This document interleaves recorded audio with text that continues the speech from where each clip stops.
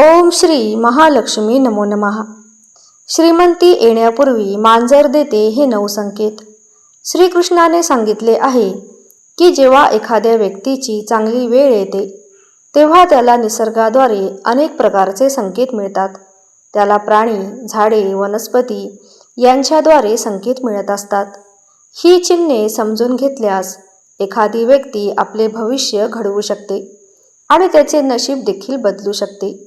या चिन्हाद्वारे त्याला कळते की त्याचे भविष्य कसे असणार आहे। भविष्यात त्याला संपत्ती मिळेल का किंवा त्याच्यासोबत कोणती अशुभ घटना घडणार आहे। या सर्व गोष्टींबद्दल त्याला आधीच संकेत मिळत असतात। हे संकेत जर एखाद्या व्यक्तीला समजले तर त्याला त्याच्या येणाऱ्या काळाबद्दल आधीच कळू शकते आणि भविष्यात एखादी अशुभ घटना घडणार असेल तर तो ती टाळू शकतो। तर मंडळी, जेव्हा एखाद्या व्यक्तीची चांगली वेळ येणार आहे तेव्हा तो ही चिन्ह ओळखून त्याचा अधिक फायदा घेऊ शकतो। आज आपण अशा प्राण्याबद्दल बोलणार आहोत जो आपल्याला आपल्या चांगल्या वेळेबद्दल आधीच सूचित करतो आणि तो प्राणी दुसरा तिसरा कोणी नसून मांजर आहे। मांजर आपल्या येणाऱ्या वेळेबद्दल आधीच सांगत असते, ती संकेत देते। प्रत्येक व्यक्तीला या संकेतांबद्दल माहिती असणे अत्यंत आवश्यक आहे। तर मंडळी, मांजरीकडून आपल्याला कोणते संकेत मिळतात ते जाणून घेऊया। पण त्याआधी तुम्ही चॅनलवर नवीन असल्यास चॅनलला सबस्क्राईब करा आणि व्हिडिओला एक लाईक करून कमेंटमध्ये श्री महालक्ष्मी माता अवश्य लिहा। तर बघूया काही संकेत। नंबर 1, जर तुमच्या घरी मांजर येऊन पाणी प्यायले तर ते खूप शुभ चिन्ह मानले जाते। आपण सर्वांनी ऐकले आहे की अनेकदा घरात मांजर येते आणि दूध पिते, परंतु जर तुमच्या घरी मांजर येऊन पाणी प्यायले तर याचा अर्थ तुमच्या आयुष्यात काहीतरी चांगले घडणार आहे। असं म्हणतात की घरात मांजर पाणी पिते तेव्हा ते माता लक्ष्मीच्या आगमनाचे लक्षण असते। म्हणजेच तुमचे चांगले दिवस येणार आहेत, तुमचे नशीब बदलणार आहे, तुमच्या जीवनात सुख समृद्धी येणार आहे आणि धनसंपत्तीमध्ये वाढही होईल। जर तुम्ही मांजरीला पाणी पिताना पाहिले असेल तर तुम्हाला लवकरच आर्थिक लाभ होण्याची चिन्हे आहेत। पैशांच्या नवीन संधी तुमच्यासाठी निर्माण होतील, तुमची प्रगती होईल आणि तुम्ही प्रगतीकडे वाटचाल कराल। तुमच्या घरात मांजरीने पाणी पिणे हे तुमचे नशीब बदलणार असल्याचे अतिशय सुंदर लक्षण आहे। तुम्हाला संपत्ती मिळेल आणि तुम्ही प्रगतीच्या पायऱ्या चढत राहाल। तुम्ही समृद्धीकडे वाटचाल करत आहात याचे ते लक्षण आहे। नंबर 2, जर तुमच्या घरात 2 मांजरी एकमेकांशी भांडू लागल्या तर त्यांना ताबडतोब घरातून हाकलून द्या, कारण ते तुमच्या घरासाठी शुभ लक्षण नाही किंवा तुमच्या घरासाठी अत्यंत अशुभ मानले जाते। मंडळी, जर तुमच्या घरात मांजर आली आणि भांडायला लागल्या तर याचा अर्थ काय की लवकरच तुमच्या घरावर संकट येणार आहे आणि तुमच्या कुटुंबातील सदस्यांच्या नात्यात दुरावाही निर्माण होऊ शकतो आणि तुमच्याशी मोठा वाद देखील होऊ शकतो। कुटुंबातील सदस्य किंवा तुमचे शेजारी यांच्यात भांडणाचे वातावरण देखील असू शकते आणि म्हणूनच मांजरींना कधीही आपल्या घरात भांडण करून देऊ नका। जर तुमच्या घरात मांजर भांडत असतील आणि अशा परिस्थितीत तुमच्या घरात भांडण होण्याची शक्यता आहे असे तुम्हाला दिसले तर अशा वेळी तुम्ही शांत राहून सर्वांना समजून घ्या। यावेळी जर तुम्ही शांत चित्ताने काम केले नाही तर तुमच्या घरातील नात्यात दुरावा हा नक्कीच येऊ शकतो। नंबर 3, जर तुम्ही काही कामासाठी बाहेर जात असाल आणि यावेळी मांजर तुमचा रस्ता ओलांडत असेल तर ते अशुभ चिन्ह मानले जाते। अशा परिस्थितीत प्रवास करू नये, अन्यथा काहीतरी वाईट घडू शकते असे सांगितले जाते। परंतु जर ते दुसऱ्या दृष्टिकोनातून पाहिले तर हे देखील एक शुभ चिन्ह आहे, कारण मांजरीने तुम्हाला आधीच सावध केले आहे की काहीतरी चुकीचे घडणार आहे आणि अशा परिस्थितीत शक्य असल्यास प्रवास काही काळ पुढे ढकलावा। प्रवास पुढे ढकलणे शक्य नसेल तर एक उपाय म्हणजे तुम्ही जिथे आहात तिथे थोड्या वेळासाठी थांबा आणि तुमचे श्वास मोजा। श्वास घेतल्यानंतर देवाचे नाव घ्या किंवा एक घोट पाणी प्या आणि पुन्हा प्रवासाला सुरुवात करा. असे केल्याने तुम्हाला याचा फायदा होईल. असे म्हणतात, जे काही वाईट घडणार होते ते टळेल आणि तुम्ही तुमच्या कामावर सुरक्षितपणे जाऊ शकाल आणि तुमच्या ठिकाणी व्यवस्थित पोहोचूही शकाल. नंबर 4. मांजरीचे रडणे. ज्याप्रमाणे कुत्र्याचे रडणे घरासाठी खूप अशुभ लक्षण मानले जाते, त्याचप्रमाणे मांजरीचे रडणे देखील तुमच्या घरासाठी खूप अशुभ आहे. कारण मांजर देखील वाईट आणि नकारात्मक शक्ती ओळखते. अशावेळी जर मांजर रडायला लागली किंवा उदास आवाजात शोक करत असेल तर ते तुमच्या घरासाठीही अशुभ आहे. जर एखादे मांजर तुमच्या जागेवरच गेली आणि वारंवार रडत असेल तर लगेच तिथून तिला पळवून लावा. लक्षात ठेवा की तुम्हाला मांजर मारण्याची अजिबातच गरज नाही, परंतु फक्त तिला घाबरवा आणि पळवून लावा. जेव्हा तुम्ही तिला घाबरवून पळवून लावाल तेव्हा जे काही वाईट असेल ते लगेच तुमच्या घरातून निघून जाईल. तुमच्या घरात काही वाईट घडणार असल्याचे हे लक्षण आहे.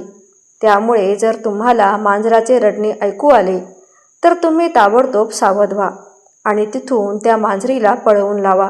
नंबर 5. जर एखादी मांजर तुमच्या घरी आली आणि पिल्लांना जन्म दिला तर ते खूप भाग्यवान असल्याचे लक्षण आहे, कारण ते खूप शुभ मानले जाते.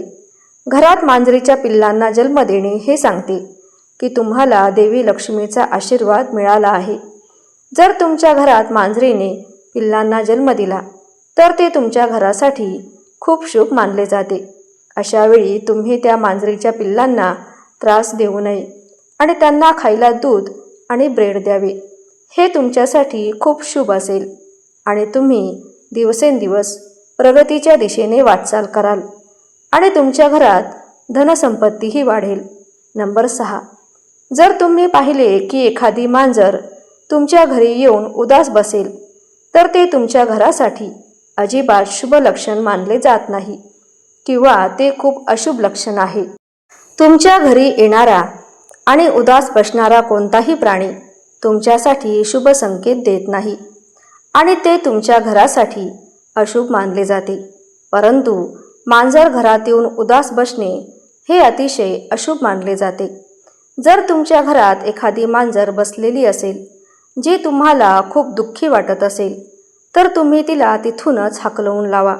तसेच ताबडतोब तुमच्या घरातील मंदिरात किंवा घराजवळच्या मंदिरात जाऊन माता भगवतीला हात जोडून प्रार्थना करा की हे भगवती माता, आमच्यावर जे काही संकट येणार आहे ते दूर कर.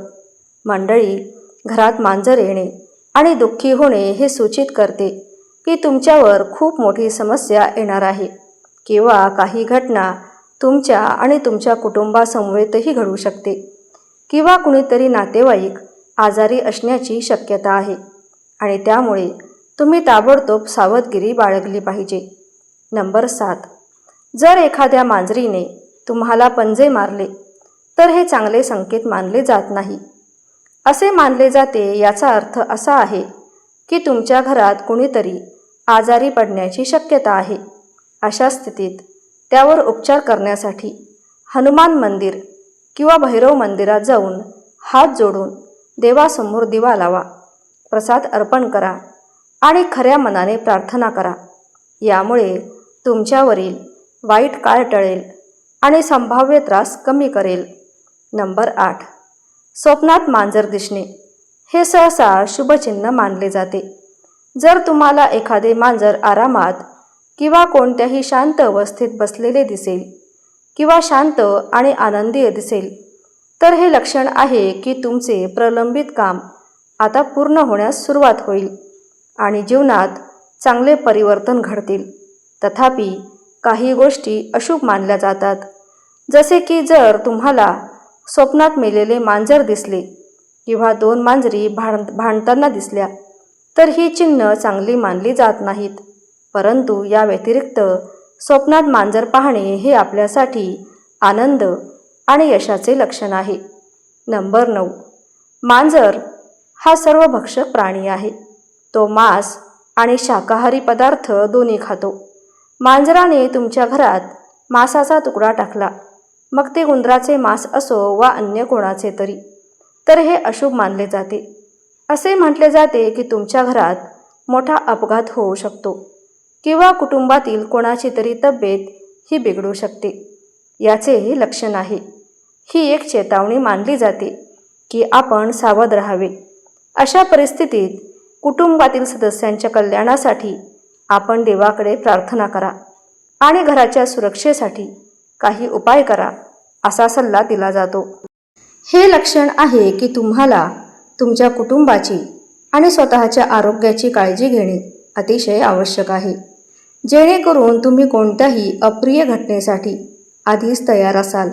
नंबर 10. जर सकाळी तुमच्या घरात मांजर आली आणि ती येताना दिसली तर ते खूप शुभ मानले जाते. हे शुभचिन्ह मानले जाते. सहसा एक मांजर येते आणि शांतपणे जाते. कधीही दूध पित नाही तर कधी काही बिघडवत नाही. पण जर पहाटेच एखादी मांजर तुमच्या घरात येताना दिसली तर याचा अर्थ देवांनी तुम्हाला आशीर्वाद देण्यास सुरुवात केली आहे. तुमच्या सभोवतालची सर्व नकारात्मक ऊर्जा नाहीशी होत आहे आणि सकारात्मक ऊर्जेचा प्रवाह वाढत असल्याचं हे लक्षण आहे.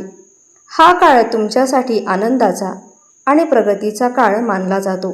म्हणजेच तुमचे रखडलेले कामही आता पूर्ण होण्यास सुरुवात होईल आणि तुमचे आयुष्य चांगल्या दिशेने पुढे जाईल. तर ही सर्व माहिती लोकांचे हित लक्षात घेऊन दिली जात आहे. तुमची श्रद्धा आणि विश्वासावर वास्तुशास्त्रातील उपाय करून पहा. व्हिडिओचा उद्देश फक्त तुम्हाला चांगला सल्ला देणे हा आहे. या पाठीमागे कोणत्याही प्रकारचा अंधश्रद्धा पसरवण्याचा कोणताही हेतू नाही. व्हिडिओ आवडल्यास लाईक, शेअर, सबस्क्राईब अवश्य करा आणि कमेंटमध्ये श्री महालक्ष्मी माता अवश्य लिहा. धन्यवाद.